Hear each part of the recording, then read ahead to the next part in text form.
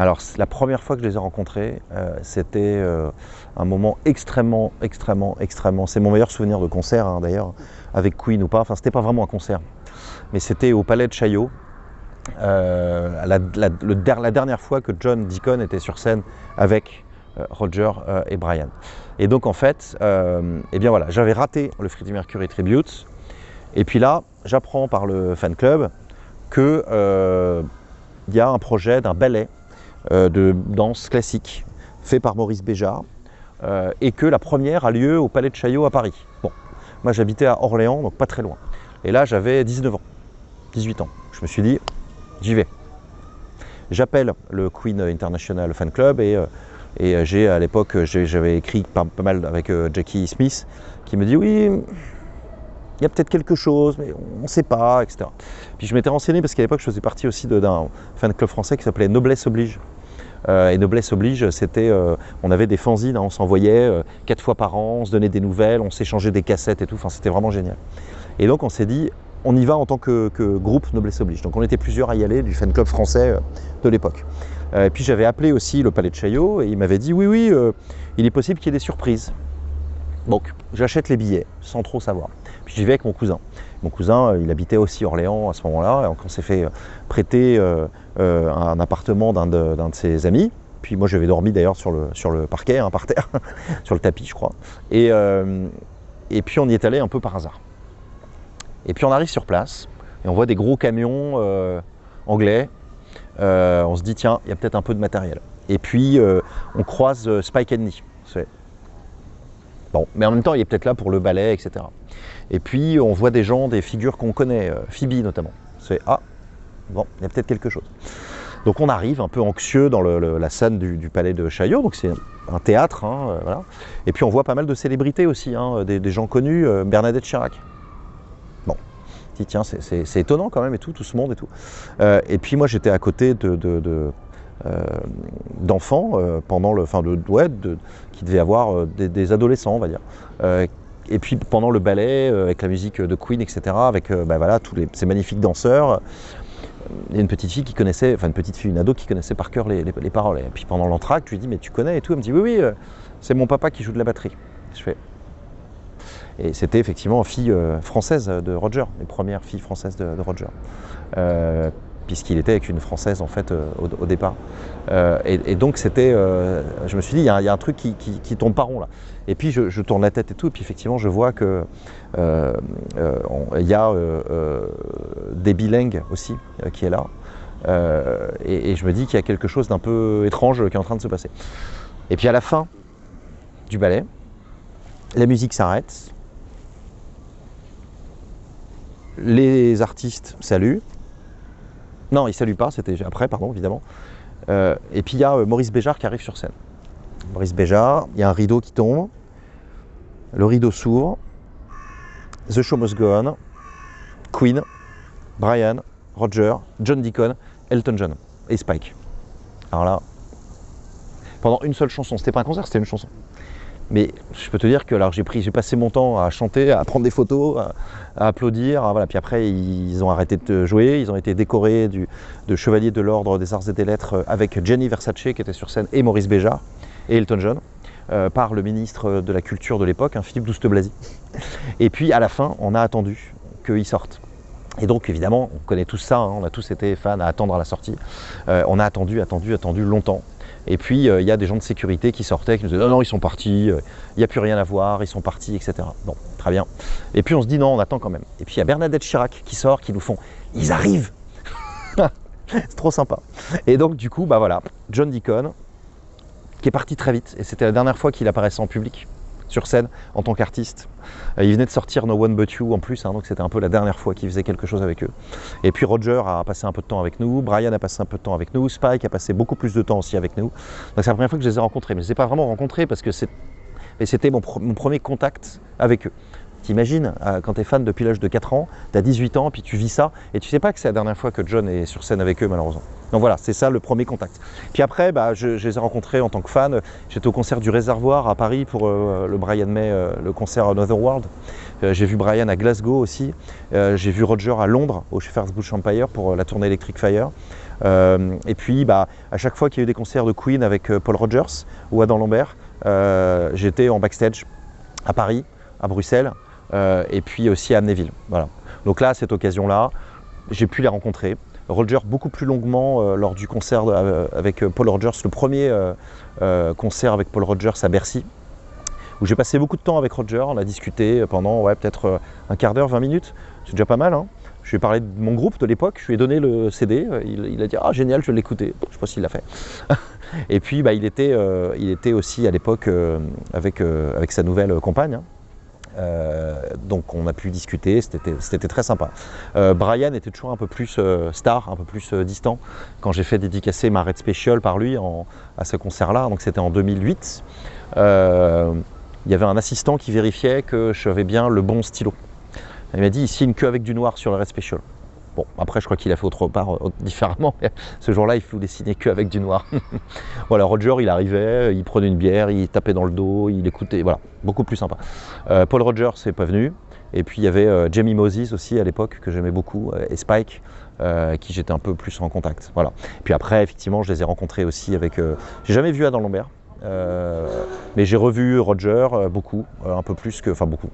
En backstage c'est lui qui passe en fait. Spike il passe, Roger passe, mais les autres, Brian et Adam Lambert, ils passent pas. C'est comme j'avais fait aussi à CDC en backstage avec Axl Rose.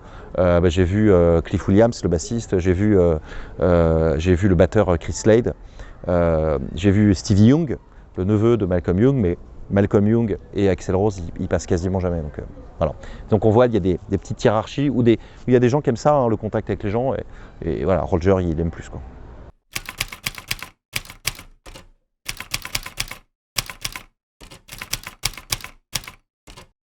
Alors oui, alors je vois le rapport avec mon métier. J'avais écrit d'ailleurs quelques petits articles pour mon métier là-dessus, hein, sur le rapport entre Queen et l'innovation, la communication, etc. Alors en fait, il y a plusieurs choses. Le premier point, c'est que c'est un groupe qui utilise beaucoup de symboles. Ne serait-ce que dans le nom, Freddie Mercury, ne serait-ce que dans le design du logo du groupe, hein, le crest du groupe avec tous les signes astrologiques. Ça, mon fils de 2 ans et demi, il comprend et il le voit. Et quand il voit le crest de Queen, le logo de Queen, il dit Keen, il reconnaît tout de suite. Je veux dire, il n'y a pas beaucoup de groupes qui ont ça quand même, hein. Et en fait, pourquoi? C'est parce que Freddie Mercury, c'était un artiste. Il était à Ealing, hein, il a lui dessiné ça. Il savait exactement, un peu comme un marketeur, un peu comme de la publicité, qu'il fallait un logo, il fallait quelque chose. Il y avait déjà Smile avant, hein, qui avait cette bouche, ils avaient déjà compris ce truc-là un petit peu, hein, aussi Roger et Brian. Mais quand même, Freddie a amené ça à un niveau supérieur. Donc déjà, il y a cette identité visuelle et cette identité graphique extrêmement reconnaissable. Les costumes, puis après Freddie qui s'est créé son personnage, la moustache et tout, on reconnaît instantanément, hein, c'est immédiat. Deuxièmement, il y a un génie absolu qui est lié au premier point, hein, du contrôle de l'image et notamment des concerts, de la vidéo de Bohemian Rhapsody, toutes les autres vidéos après évidemment, les clips dans les années 80, etc. hein, jusqu'à The Are the Days of Our Lives. Enfin, je veux dire, il y a une maîtrise absolue de ce qu'il propose comme projet audiovisuel et comme projet visuel tout court. C'est une entité artistique à part entière, un peu comme une marque. Et puis après, justement, le troisième point, c'est que c'est une marque Queen. C'est qu'en fait, c'est pour ça que d'ailleurs, c'est étonnant qu'il y a plein de gens qui disent oui, mais ça, on les entend, c'est un peu comme un peu trop vendus, c'est trop commercial. Mais en fait, ils s'en foutent. Ils sont là pour vendre. Ils sont là pour donner du plaisir aux gens. C'est populaire. C'est pas quelque chose d'élitiste. C'est pour ça que ça se transmet aussi aux enfants, que ça se transmet c'est de 7 à 77 ans, Queen. Comme une grande marque. C'est comme Coca-Cola, en fait. C'est comme Apple, c'est comme Nike. C'est une marque. Et une marque, ça travaille avec d'autres marques aussi. Donc, ouais, ils font des musiques de films, ils ont fait des musiques de pub, et ils ont continué à en faire. Et c'est grâce à ça qu'ils sont restés dans la culture populaire aussi, très fortement.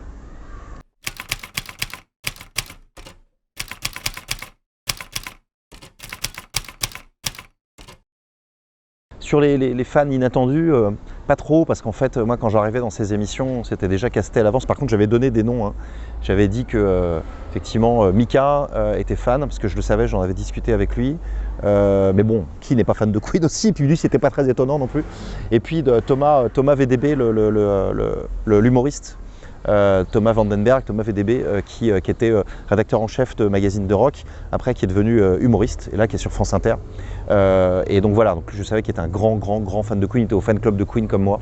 Donc voilà, je dirais que ça c'est des fans que je connaissais déjà.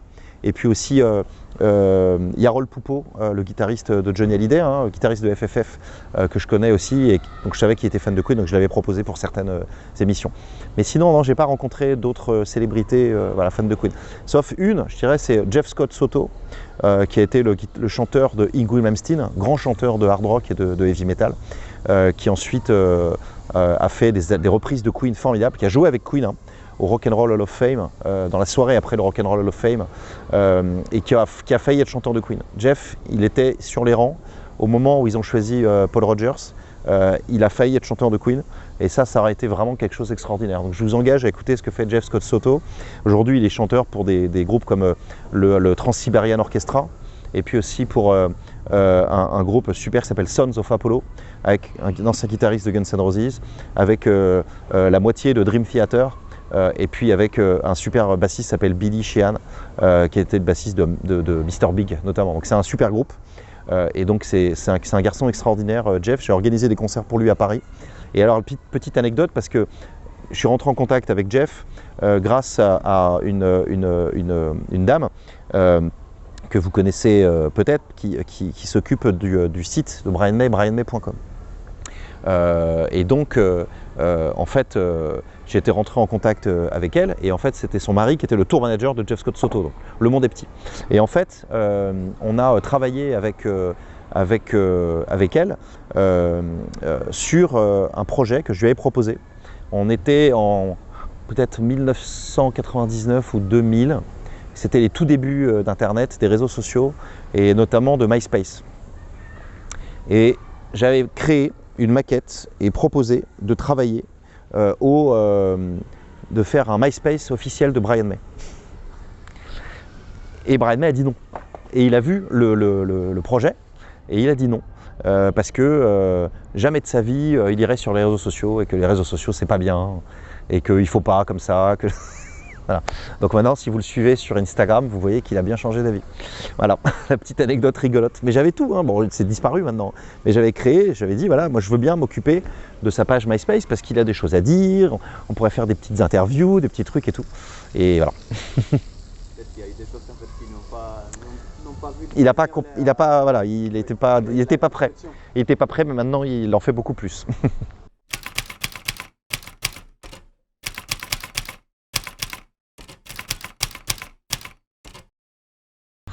Je sais pas, j'ai pas d'infos parce que je mélange pas les choses. Je travaille pour Electric Pyramid, je parle jamais de Queen avec eux, je parle jamais de Queen avec Jim, avec toute l'équipe, toute la team. C'est les mêmes, mais je parle pas de ça avec eux, donc j'ai pas d'informations. Je pense qu'ils sont très tristes de ne pas pouvoir faire les concerts.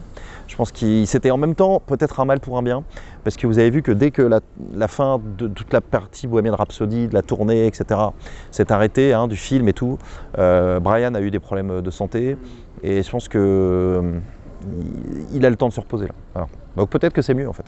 Peut-être qu'ils seront plus en forme l'année prochaine.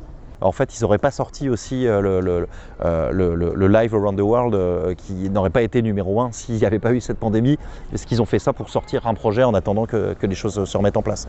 Mais oui, c'est sûr qu'on va les revoir, c'est sûr. On croise les doigts. Merci beaucoup. Voilà, merci à vous. Pour ces moments avec ton femme. Merci. Salut. The show must go on.